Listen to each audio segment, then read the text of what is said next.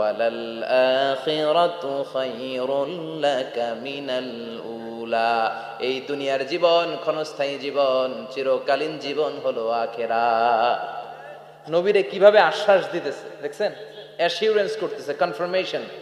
এই সূরাটা যে শান্তির সূরা, মোটিভেশনের সূরা, অনুপ্রেরণার সূরা, ইন্সপাইরেশন যে জায়গায়, প্রতিটা আয়াতে আপনি ইন্সপাইরেশন পাবেন। তো প্রতিটা আয়াতে আপনি উজ্জীবিত হবেন, সজীব হবেন, এনথিউজিয়াস্টিক এন্ড এনার্জেটিক হবেন, আপনি এনার্জি ফিরে পাবেন।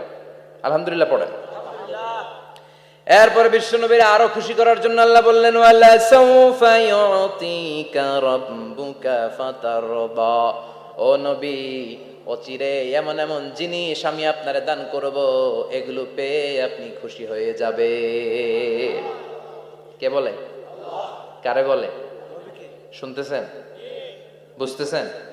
কষ্ট হচ্ছে না তো?